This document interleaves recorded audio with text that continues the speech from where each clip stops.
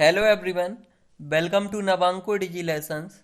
इस वीडियो में हम पथिक सी कविता जो कि सिमंगल सिंह सुमन जी द्वारा रचित है उसके अभ्यास प्रश्नों को समझेंगे। पहला प्रश्न है, पथ में कांटे होंगे ही, इस पंक्ति में कांटे शब्द का अर्थ स्पष्ट कीजिए। तो इसका उत्तर है, इस पंक्ति में कांटे लाक्षणिक प्रयोग है। यहाँ कांटे का अर्थ है जीवन के संकट, परेशानियां, समस्याएं, उलझनें, प्रतिकूलताएं आदि। तो कांटे का किन शब्द से अर्थ है? यहाँ कांटा सिर्फ लाक्षणिक प्रयोग है, उसका जीवन के संकट, परेशानियां आदि से यहाँ पर अर्थ है उसका।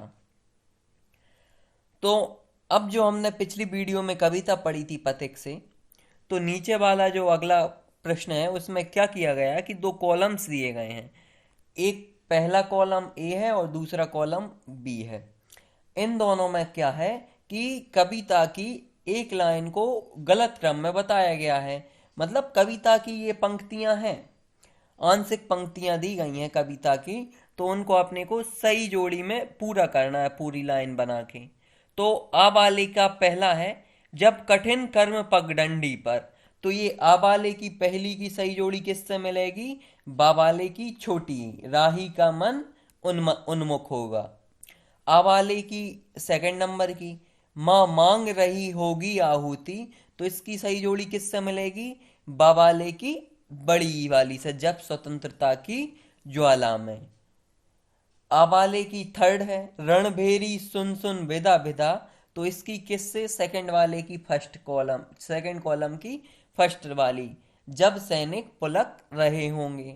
आवाले की सबसे लास्ट पंक्ति, पग पग पर घोर निराशा की। तो इसका किससे सही जोड़ी मिलेगी? वा वाले कॉलम की सेकंड वाली पंक्ति से, काले बादल छा जाएंगे। तो ये सही जोड़ियां देख ली हमने, इनको समझ ली कैसे मिलेंगी। अगला प्रश्न है, स्वतंत्रता की ज्वाला में मां आहुति की मांग कर रही हैं। मां शब्द के प्रयोग द्वारा यहां किस मां की ओर संकेत किया गया है? प्रस्तुत पंक्ति में मां शब्द द्वारा भारत मां की ओर संकेत किया गया है। भारत मां ही प्रत्येक राष्ट्रवासी की मां होती हैं। उसकी रक्षा करना, यानी भारत मां की रक्षा करना, प्रत्येक राष्ट्रवासी का परम दायित्व होता है। अगला प्रश्न है, निम्नलिखित प्रश्नों के उत्तर विस्तार से लिखिए। जीवन पथ पर चलते हुए पथिक को, यानी जो अपने जीवन पथ पर चलता है तो वो पथिक कहलाएगा। पथिक को किन बाधाओं का सामना करना पड़ता है? और कविता के आधार पर कोई 3 बाधाओं को दर्शाइए। तो पहली बाधा, मार्ग का व्यवस्थित ना होना। सबसे पहली बाधा तो ये रहती है कि जीवन पथ का कोई मार्ग व्यवस्थित नहीं रहता कि हम जैसा सोचें वैसा ही जीवन हो। ये जीवन हमारे हिसाब से नहीं चलता है। अकेलापन महसूस होना, वियोग सहन करना। तीसरी, घोर निराशा की स्थिति होना। तो ये 3 बाधाएं प्रमुख हैं। किस स्थिति पर में कदम कदम पर मनुष्य अपने आप को घोर निराशा में देखता है? तो जीवन पथ पर जब मनुष्य चलता है तो उसे ऐसी स्थिति आती है, विषम परिस्थिति आती हैं, प्रतिकूल परिस्थिति आती हैं कि जब अपने सामने खड़े हो जाते हैं, अपना विरोध करते हैं, तो ऐसी परिस्थिति में मनुष्य अपने आप को घोर निराशा में देखता है। अगला प्रश्न है, सुंदरता की मृग तृष्णा का क्या तात्पर्य है? उत्तर, सुंदरता भौतिक आकर्षण मृग तृष्णा के समान है। एक भौतिक आकर्षण होता है मृग तृष्णा, उसके समान है सुंदरता। मृग तृष्णा में मृग अपने स्वरूप को पहचान नहीं पाता है। मृग तृष्णा जो होती है उसमें मृग अपने स्वरूप को नहीं पहचानता है।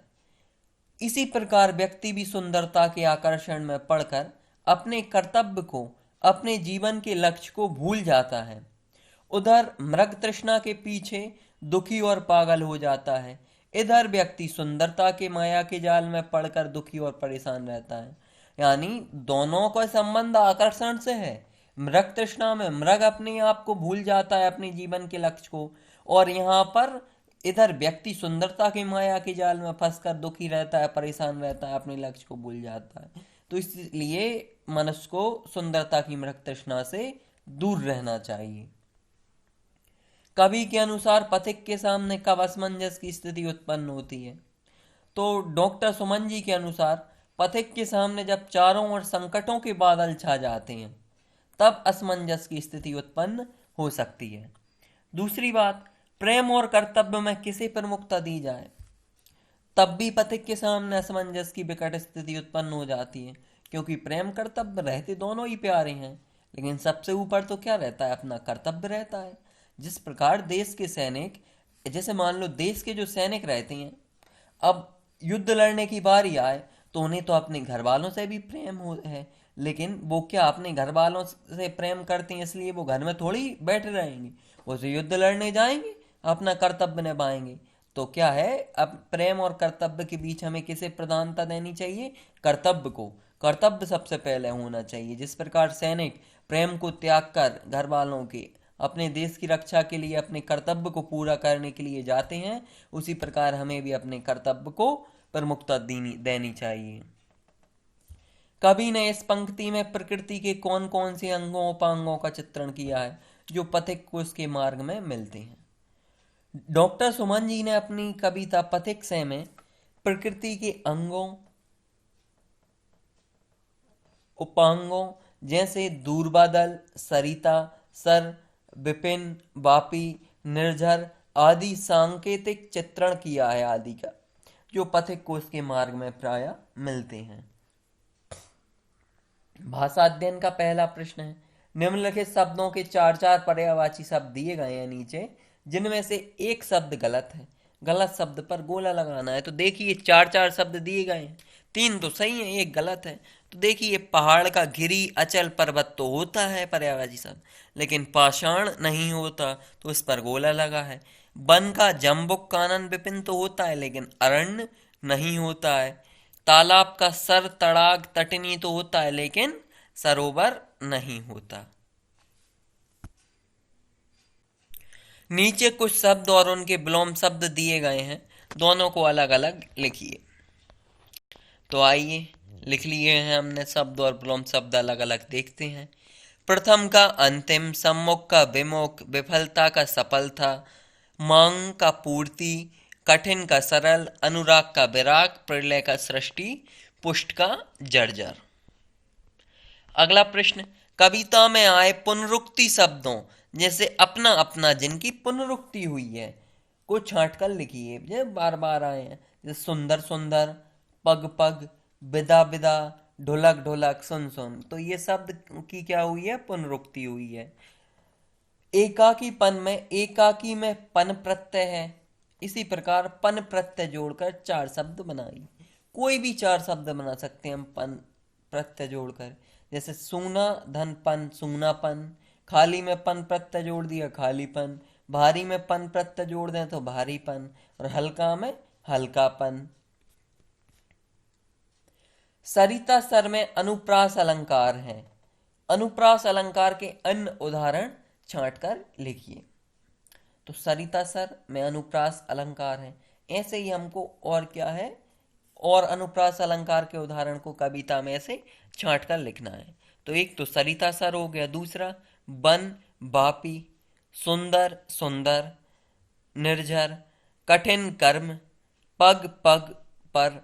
तो इन सभी में क्या है? अनुप्रास अलंकार। इनमें देखिए एक ही वर्ण की आवृत्ति, जैसे सरिता सर में सा और सर में सा, वन में बा, वापी में बा, सुंदर में सा, सुंदर में सा, कठिन में का, कर्म में का, पग में पा, पग में पा, पर में पा। तो एक वर्ण की आवृत्ति एक से अधिक बार हो रही है, एक से अधिक बार हो रही है, तो वहां पर क्या होता है? अनुप्रास अलंकार होता है। तो इसलिए ये उदाहरण अनुप्रास अलंकार के हैं। समझ गए होंगे आप सभी कि अनुप्रास अलंकार की पहचान ही है कि जहां पर भी एक एक वर्ण की आवृत्ति एक से अधिक बार हो, वहां पर क्या होता है? अनुप्रास अलंकार होता है। निम्नलिखित पंक्तियों को पढ़कर उनमें प्रयुक्त अलंकार पहचान कर उनके नाम लिखिए। तो कठिन कर्म में तो क्या है? अनुप्रास अलंकार है, हमने देख लिया। और कर्म पगडंडी में क्या है? रूपक अलंकार है। मानो झूम रहे हैं में क्या है? उत्प्रेक्षा अलंकार है। तो इस प्रकार हमने पथिक से कविता को इससे पूर्व की वीडियो में पढ़ा, उससे कई अर्थ को समझा।